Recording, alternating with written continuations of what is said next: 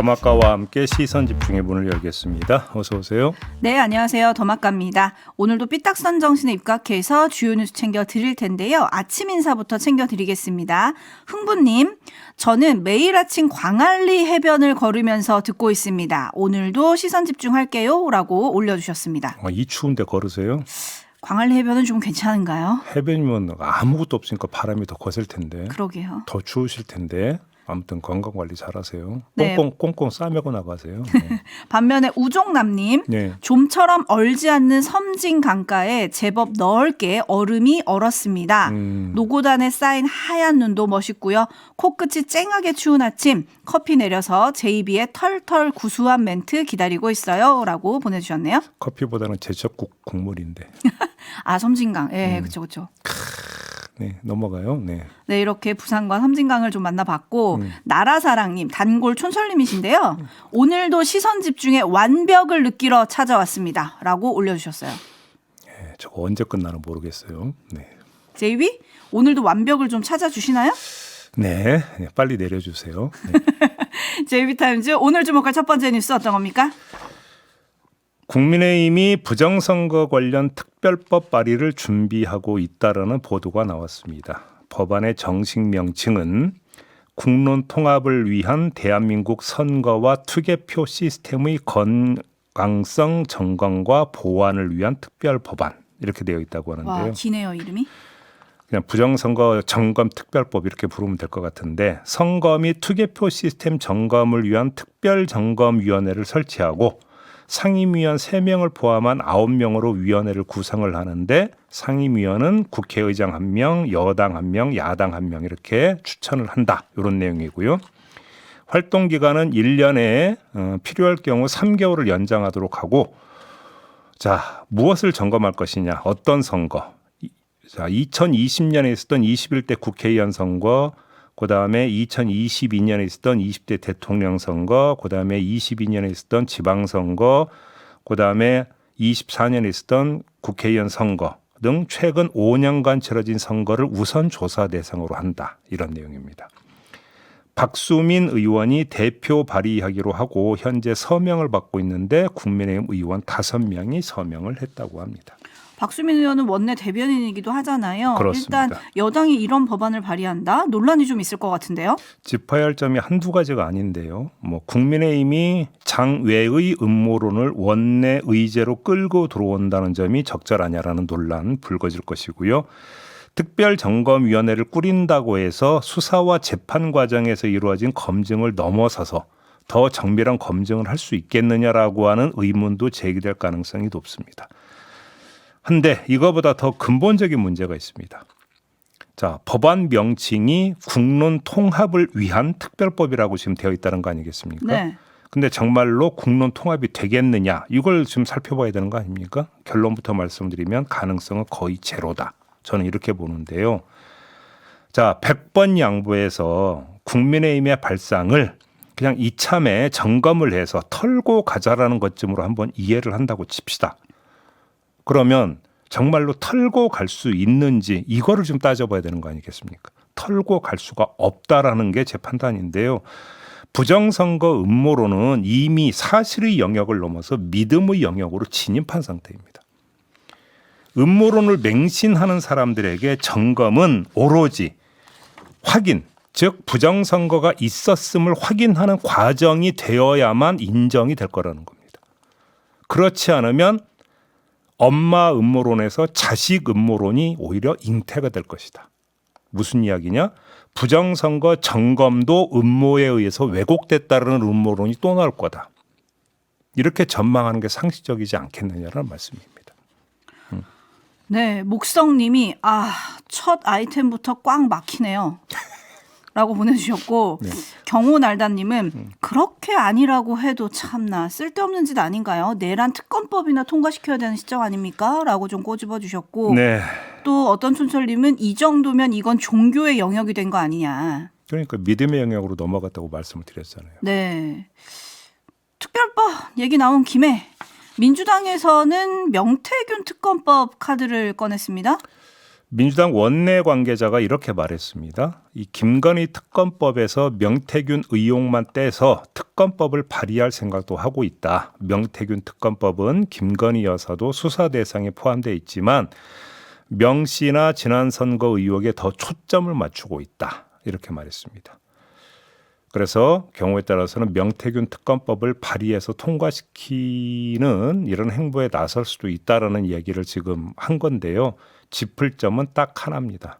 이 카드를 실제로 꺼내든다면 민주당의 목적이 뭐냐, 뭘 노리고 있느냐, 이걸 좀 파악을 해야 되는 것이죠. 제일 그게 궁금했거든요.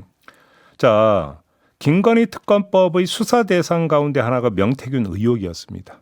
그런데 정가에서는 바로 이것 때문에 찬성할 국민의힘 의원도 반대할 거다라는 진단이 이미 나온 바가 있습니다. 왜냐?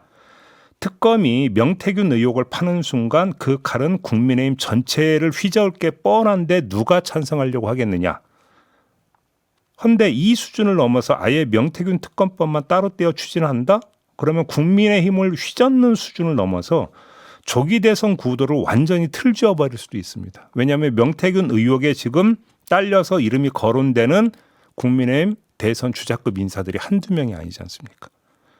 자, 국민의힘 반대 강도는 수직 상승할 거고 당연히 최상목 대행을 향한 거부권 행사 압력은 거세질 건데 이걸 모를 리 없는 민주당이 명태균 특검법을 꺼내 들 수도 있다?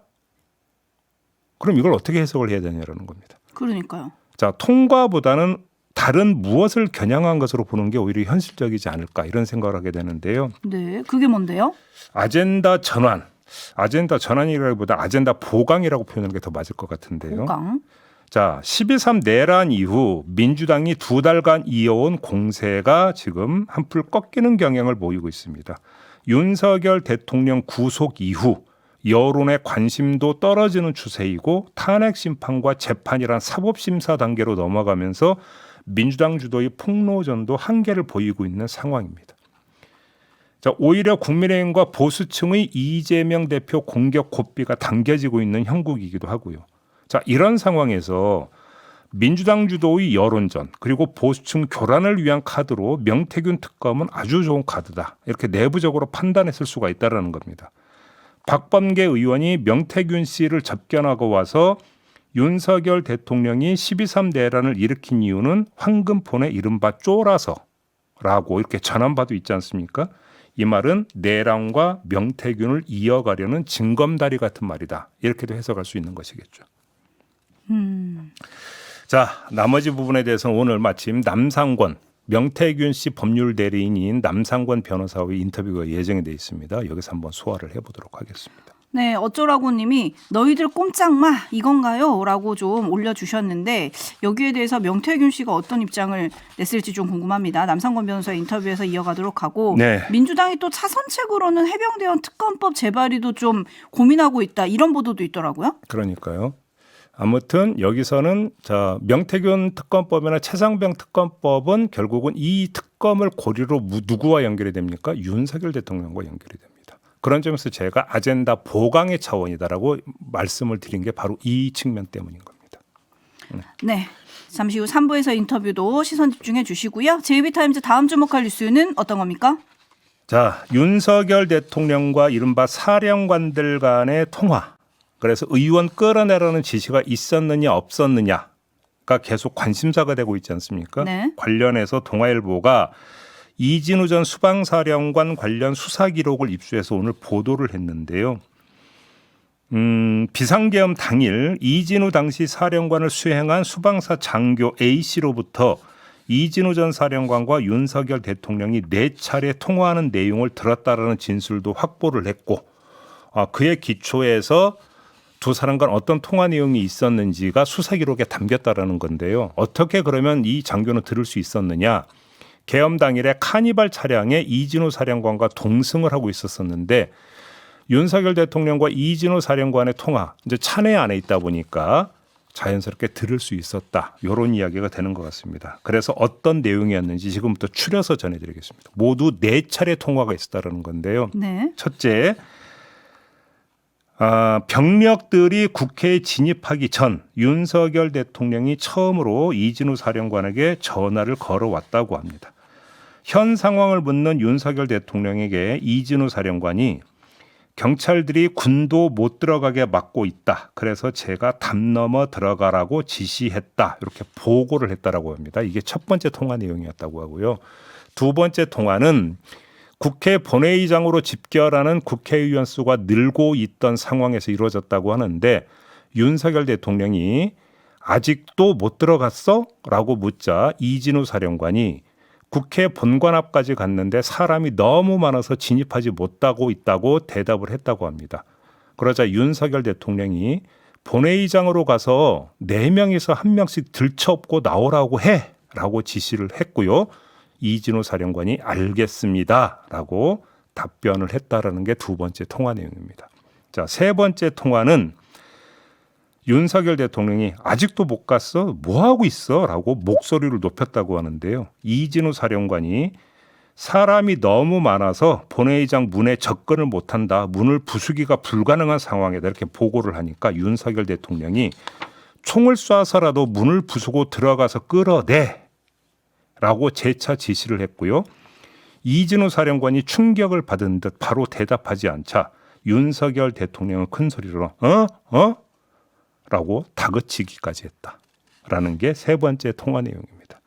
마지막 네 번째 통화는 국회에서 비상계엄 해제 요구안이 가결됐고 이진우 사령관이 국회에 투입된 병력들을 공터로 철수하라고 지시한 전후에 이루어졌다고 하는데 윤석열 대통령은 이 통화에서도 라고 다그치면서 국회의원이 실제로 190명 들어왔다는 건 확인도 안 되는 거고 그러니까 내가 계엄 선포되기 전에 병력 움직여야 한다고 했는데 다들 반대를 해서 해제됐다 하더라도 내가 2번, 3번 계엄령 선포하면 되는 거니까 계속 진행해 라고 말을 했다라는 겁니다. 부분적으로 이미 보도가 됐던 내용인데 이게 일목요연하게 정리된 상태로 오늘 동아일보가 보도를 한 것이 되겠습니다. 이것으로 윤석열 대통령이 말했던 것들이 다 뒤집어지는 거 아닌가요? 그렇게 된다고 봐야 되는 것이겠지요. 자, 그리고 관련 뉴스 하나 좀 더 전해드릴까요? 검찰 특수본이 여인영 전 방첩사령관 휴대전화를 입수해서 포렌식하는 과정에서 지난해 11월 초 작성된 메모를 발견을 했다고 하는데요. 메모 내용은 크게 두 갈래였다고 합니다. 첫째, 지읒, 디귿, 시읒, 비읍의 공통된 의견임. 사인은 각오하고 있음이라고 하는 내용이 적혀 있었다고 합니다. 여기서 지읒, 디귿, 시읒, 비읍이라고 적혀 있는 게 뭐냐? 정보사, 특전사, 수방사, 방첩사 이걸 뜻하는 것 같다라는 겁니다. 두 번째, 이재명, 한동훈, 우원식, 조국 등 기존에 알려진 체포 명단과 유사한 내용도 메모에 있었는데 여기에 한 명이 더 있었다고 합니다. 누구냐? 최재형 목사 이름이었다고 합니다. 최재형 목사가 누군지는 여러분들 다 아시죠? 김건희 여사에게 명품백을 전달한 그 목사입니다. 네, 짚을 점은요? 대통령도 행안부 장관도 경찰청장도 뭐한대요?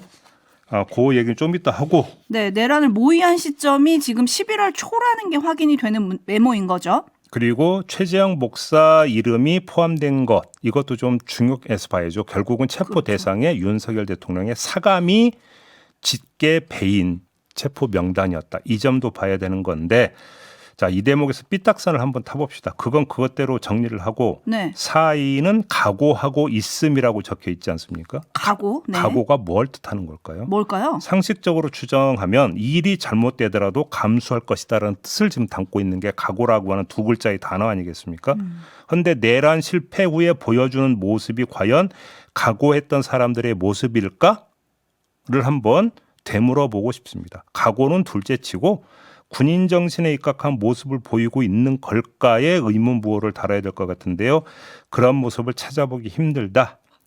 바로 이게 내란 세력의 민낯이다. 이 점을 함께 말씀을 드리도록 하겠습니다.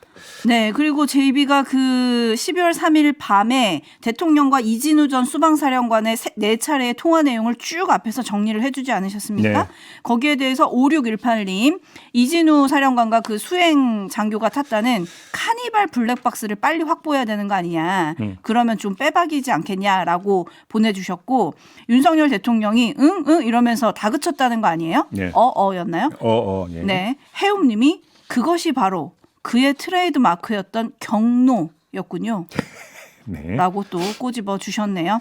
한 소식 더 전해드리겠습니다. 네. 박현수 행정안전부 경찰국장이 경찰 내 두 번째 계급인 치안 정감으로 승진을 했다고 합니다. 자, 최고 계급은 치안 총감, 경찰청장이 맡는 거거든요. 그 다음 계급이 치안 정감인데 이걸로 승진을 했다는 건데, 그래서 이 사람이 이어서 서울 경찰청장을 맡을 것이다라는 이야기가 돌고 있다고 합니다.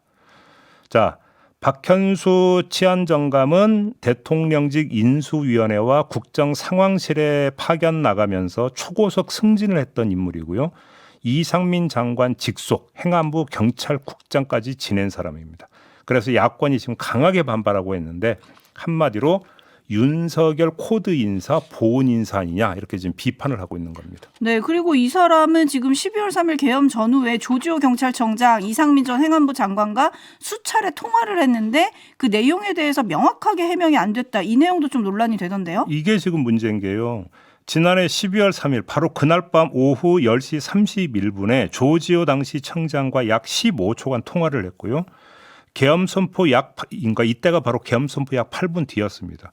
그리고 나서 임정주 경찰청 경비국장과도 밤 11시 10분과 35분에 통화를 했는데, 바로 조지호 청장이 임 국장을 통해서 서울경찰청에 국회 전면 통제를 지시한 시점이었습니다.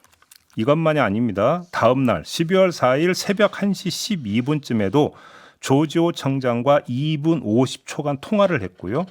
이어서 이상민 당시 행정안전부 장관과 2분 12초간 통화를 했습니다. 되게 바빴던 거잖아요. 네. 그날 밤 엄청 바빴다라는 거잖아요. 그리고 누구와 누구를 오간 겁니까? 이상민 당시 행안부 장관과 경찰 수뇌부, 조지호 당시 경찰청장 사이에서 계속 메시지를 주고받았다라는 거잖아요. 그러니까요. 그럼 뭐를 했을까?